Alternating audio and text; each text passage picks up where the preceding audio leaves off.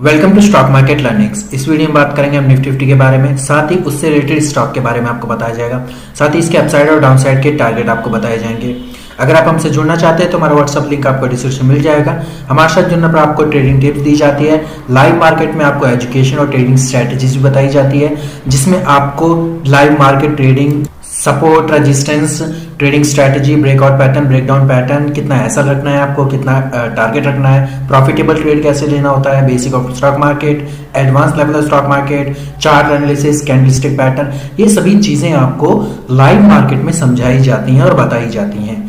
ठीक है, इस वीडियो को स्टार्ट करने से पहले प्लीज हमारे चैनल को सब्सक्राइब कीजिए, साथ ही बेल आइकन को दबा दीजिए ताकि आने वाली वीडियो के नोटिफिकेशन आपको मिलते रहे। चलिए स्टार्ट करते हैं वीडियो को। निफ्टी 50 का ये वन डे टाइम फ्रेम का चार्ट है। आज के दिन क्या रहा, आज के दिन की जो कैंडल है वो एक ड्रैगन फ्लाई डोजी कैंडल है। ठीक है, ये एक तरीके की रिवर्सल कैंडल होती है। रिवर्सल कैंडल कैसे, मतलब जैसे कि होता है ना कि मतलब एक कैंडल अगर पैटर्न बन जाए वहां पे तो एक रिवर्सल पैटर्न बनता ही जरूर है, क्योंकि अपसाइड में अगर जाती है तो डेफिनेटली वो मार्केट थोड़ा बहुत नीचे की साइड में जरूर आता है। ये मतलब बिहेव मान लीजिए या फिर एक तरीके से एनालिसिस मान लीजिए, कुछ भी मान लीजिए आप, मार्केट का होता ही होता है। बिहेव मान सकते हैं आप इसे कि मार्केट का बिहेव है कि एकदम से अगर ये अपसाइड में गया है तो डेफिनेटली थोड़ा बहुत नीचे आएगा, फिर वापस ये अपसाइड में मोमेंटम देगा।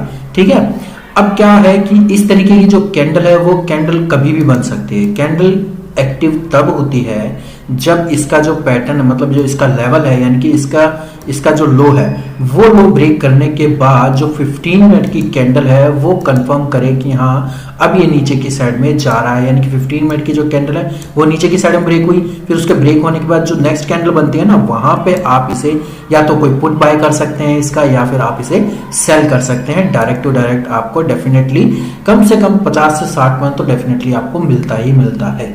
ठीक है, तो ये चीजें, इस तरीके की जो कैंडल होती है वो बहुत ही बेहतरीन होती है। काम करने पे डिपेंड होता है कि ये इसका जो हाई ब्रेक होगा या फिर इसका लो ब्रेक होगा। अब इसका जो हाई तो का ज्यादा कोई है नहीं, यानी कि ज्यादा से ज्यादा 20 या 30 पॉइंट ऊपर ही है, ज्यादा कोई बड़ा हाई बना नहीं, लेकिन इसका जो लो है ना वो काफी बड़ा है। तो एक हिसाब से अगर देखा जाए तो मतलब जो बायर्स हैं वो जो सेलर्स हैं उन पर थोड़े से ज्यादा हावी हुए हैं आज के दिन। ठीक है, मतलब यहाँ पे ओपनिंग थी इसकी। ठीक है, अब ओपनिंग के बाद ये काफी बड़ी रेंज में ये नीचे की साइड में गया, फिर वापस ये अपसाइड में काफी मतलब जल्दी अपसाइड में ये मूव कर गया था। ठीक है, तो क्या है कि इस हिसाब से अगर देखा जाए तो डेफिनेटली जो मार्केट ये डेफिनेटली अपसाइड में ही मूव करेगा। ठीक है, कैसे करेगा मैं आपको बताता हूं, क्योंकि इस आज के दिन क्या रहा कि आज के दिन बायर्स जो हैं वो ज्यादा एक्टिव थे, बशर्ते जो सेलर्स होते हैं, सेलर्स आज के दिन ज्यादा एक्टिव नहीं थे। तो इस वजह से अगर देखा जाए तो मतलब इसका जो लो है ना, लो इसको टच करने के बाद वापस अपसाइड में मूव किया है आज के दिन, तो इस वजह से जो बायर्स हैं वो ज्यादा हावी हैं। तो इसके वजह नेक्स्ट डे हो सकता है इसका जो मोमेंटम है वो पॉजिटिव हो, शायद गैप अप ओपनिंग हो, तो वो डिपेंड ऑन कि मार्केट कैसा रहेगा, वो बिहेव पे डिपेंड करता है कि मार्केट अगर पॉजिटिव रहा तो डेफिनेटली आपका ये जो कैंडल है वो नेक्स्ट मूवमेंट पे बनेगी, यानी कि जो हमारे टारगेट है 300 का टारगेट है वो अचीव हो जाएगा। फिर उसके बाद 400 का टारगेट मैंने आपको दिया था स्विंग ट्रेडिंग के लिए। बात करेंगे अब नेक्स्ट ट्रेडिंग डे के लिए। निफ्टी 50 का ये 5 मिनट का टाइम फ्रेम का चार्ट है। जैसे कि हमने आपको बताया था कि जो बायर्स हैं वो बायर्स काफी ज्यादा हैवी हो रहे हैं, मतलब सेलर्स के अकॉर्डिंग। यानी कि आज के दिन क्या रहा, आज के दिन जो मार्केट है वो थोड़ा सा मतलब ओपनिंग के बाद अपसाइड गया, फिर उसके बाद मतलब डाउन साइड गया, लेकिन जब बायर्स थे, बायर्स ने अपना जो मतलब मोमेंटम है वो जारी रखा, फिर सेलर दोबारा एक्टिव हुए दोपहर के टाइम पे, फिर दोबारा बायर एक्टिव हो गए थे आज के दिन में। यानी कि ऑल ओवर अगर देखा जाए तो जितना अगर सेलर खरीद रहे थे, सॉरी सेल कर रहे थे, बायर्स उतना ही खरीद रहे थे। ऑल ओवर अगर देखा जाए पॉजिटिव मोमेंटम नेक्स्ट डे या तो गैप अप ओपनिंग हो सकती है या फिर मूवमेंट और ज्यादा पॉजिटिव होने के ज्यादा चांस है। कैसे, क्योंकि जो कैंडल बनती है ना वन डे टाइम फ्रेम की, मैंने आपको अभी दिखाई है, वन डे टाइम फ्रेम की जो कैंडल है वो कैंडल पॉजिटिव में सक्सेस तभी होती है जब उसका जो हाई है वो ब्रेक हो। यानी कि ऑल ओवर जो इसका हाई है, हाई देखते हैं, हाई कौन सा है, ये वाला मैं आपको बताता हूँ कि ये वाला जो हाई है ना फिलहाल के टाइम में, ये वाला 270 या 200 मतलब 75 के आसपास का जो हाई है। चलो ऑल ओवर देख रहे हैं, ये 280 का जो लेवल है वो लेवल अगर ये ब्रेक होता है ठीक है। वो लेवल अगर ये ब्रेक होता है तो डेफिनेटली जो हमारा जो टारगेट है वो अचीव होगा, यानी कि 370 या 80 का जो लेवल, यानी 100 पॉइंट के जो आपका टारगेट है वो 100 पॉइंट का टारगेट अचीव हो जाएगा कल के दिन में। यानी कि मैंने तो 300 का स्विंग ट्रेडिंग के लिए 300 का बताया है, लेकिन जो नेक्स्ट डे का जो ट्रेड मैं आपको बता रहा हूँ, ट्रेड आपको कैसे करना है, ट्रेड आपको 280 के बाद ही करना है। अगर हो सके तो जहां तक है 300 के बाद ही कीजिएगा, क्योंकि 300 एक ऐसा लेवल है, इस लेवल पे यहाँ पे कंसोलिडेशन भी होने के ज्यादा चांसेस है, क्योंकि ये 00 वाली जो मतलब एक कह सकते हैं डिजिट है, 00 वाली डिजिट है, तो इस वजह से जो यहाँ पे है कंसोलिडेशन ज्यादा होने के चांसेस हैं। अब रही बात नीचे की साइड के, नीचे की साइड में अगर देखा जाए तो नीचे की साइड का जो लेवल है, अब वो लेवल भी same as it is same है, 220 से 200 तक की रेंज का, ठीक है। एक सेकंड सॉरी, मतलब 220 से 200 तक की रेंज का, यानी कि 220 का अगर सपोर्ट माना जाए तो इस तरीके का ये सपोर्ट मान सकते हैं, ठीक है। अब नीचे की साइड में अगर 20 पॉइंट और ज्यादा दिया जाए तो 20 पॉइंट के बिहाफ पे हम इसे सपोर्ट मान सकते हैं, क्योंकि क्या है कि जो पिछली वाली जो क्लोजिंग है, मतलब पिछली वाली क्लोजिंग है वो इसी के आसपास ही है। और मैंने पिछले दिन जो मैंने आपको एनालिसिस बताया था पिछले वीडियो में, और ये बात भी आपको ध्यान रखने के लिए कही थी कि जो पिछली क्लोजिंग होती है वो आपको ध्यान में रखनी है, यानी कि 220 से लेके 200 और 180, यानी कि ये वाली जो रेंज थी, मैंने 40 पॉइंट की जो रेंज बनाई थी, वो रेंज में ही मतलब जो मूवमेंट है वो मूवमेंट होता रहा था। मतलब आज के दिन क्या था कि लो है, इसका ज्यादा गया नहीं नीचे, ठीक है। जो रेंज मैंने आपको बताई थी 180, फिर मैंने बताई थी कि 200 की रेंज थी, फिर उसके बाद मैंने जो टारगेट आपको बताया था, मैंने 200 की जो 220 की जो रेंज बताई थी, उसी रेंज के अंदर अंदर ये घूम रहा था पिछले दिन। अगर आप चेक करके देखेंगे तो आपको सारी चीजें समझ में आ जाएगी।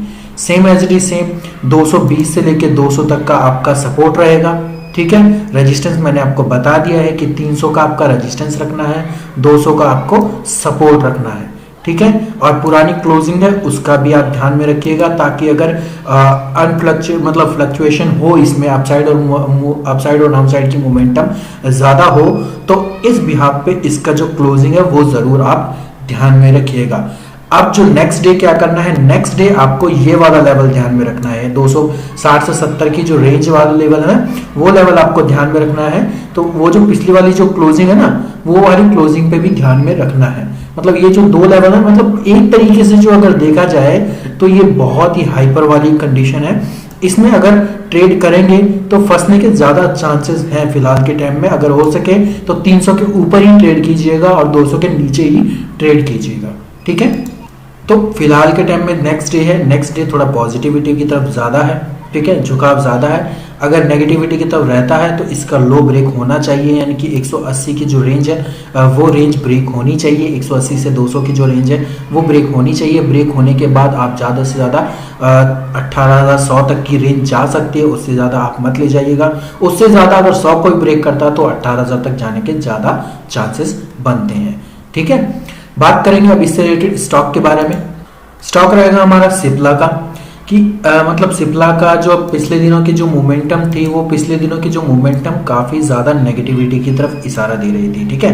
नेगेटिविटी की तरफ क्या होता है कि मैं एक चीज बताता हूँ आपको, जब मार्केट अपसाइड में जाता है ना, तो स्टील सेक्टर हो गया और फार्मा सेक्टर होगा, ये थोड़े से गिरने के मतलब कगार तो क्या मतलब गिरने के ज्यादा चांसेस होते हैं इनके।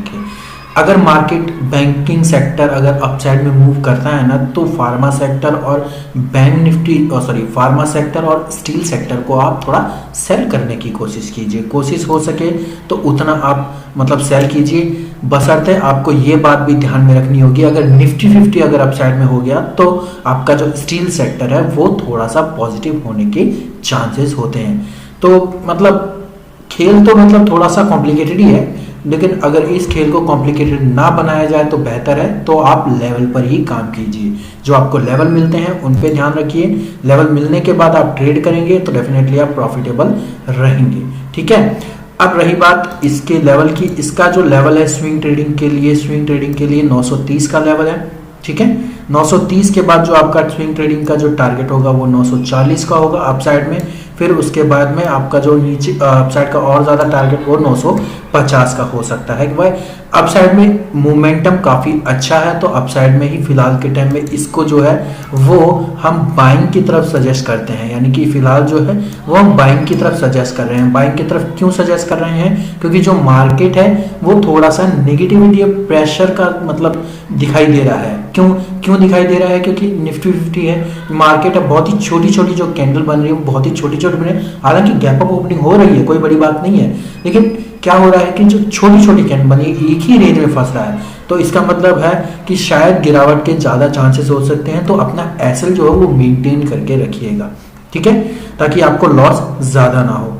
अब रही बात नेक्स्ट की, नेक्स्ट में आपको एक बात चीज ध्यान में रखनी है कि 10-10 पॉइंट के आपके टारगेट रखने हैं, ठीक है। अगर आप सिक्योर खेलना चाहते हैं तो आप एक काम कीजिए, आप 5-5 पॉइंट के टारगेट रखिए, ताकि आपको आने वाले टाइम में अगर प्रॉफिट हो, छोटा हो, कोई दिक्कत नहीं, लेकिन लॉस नहीं होना चाहिए। अपना एसएल मेंटेन करके जरूर रखिएगा। अब रही बात एसएल की, एसएल अगर आपका जो बाय करते हो उससे 2-2.5 पॉइंट ऊपर चला गया है आपका स्टॉक या फिर ऑप्शन जो भी है, तो अपना जो एसएल है वो अपने बाइंग पॉइंट पे ले आइए, ताकि आपका जो प्रॉफिट है वो बच सके। रही बात अब नीचे की साइड की, नीचे की साइड में आपको ध्यान में रखना है कि 920 की जो रेंज है, 920 की जो रेंज है वो रेंज काफ़ी क्रिटिकल है। अगर ये यहाँ से ब्रेक होता है 920 से नीचे की साइड में, तो डेफिनेटली जो टारगेट हो सकते हैं वो काफ़ी लॉन्ग साइड के टारगेट नीचे की साइड में आ सकते हैं। यानी कि पहले 910 का होगा, फिर उसके बाद जो आपका टारगेट होगा वो 900 का होगा, फिर 890 तक के टारगेट आपको देखने को मिल सकते हैं, ठीक है। अब रही बात लेवल, तो मैंने आपको बताई दी है, टारगेट भी अपसाइड और डाउन साइड के आपको बताई दिए हैं। रही बात अब इसका जो ट्रेंड है वो ट्रेंड कैसा रहने वाला है, ट्रेंड फिलहाल के टाइम में थोड़ा सा हमें इसका पॉजिटिव दिखाई दे रहा है, लेकिन ज़्यादा प्रेशर में ये होने की वजह से नेक्स्ट 1-2 दिन के अंदर अंदर वापस ये गिरने की संभावना रह सकती है इसमें। रही बात लेवल्स की, तो लेवल आपको ध्यान में रखने हैं। लेवल अगर आप ध्यान में रखेंगे तो डेफिनेटली आप अच्छा प्रॉफिट कमाएंगे।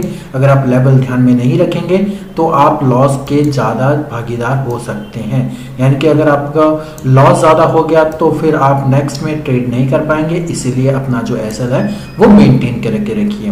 वीडियो अगर आपको अच्छा लगा, वीडियो को लाइक कीजिए, चैनल को सब्सक्राइब कीजिए, साथ ही बेल आइकन को दबा लीजिए, ताकि आने वाली वीडियो के नोटिफिकेशन आपको मिलते रहे। धन्यवाद।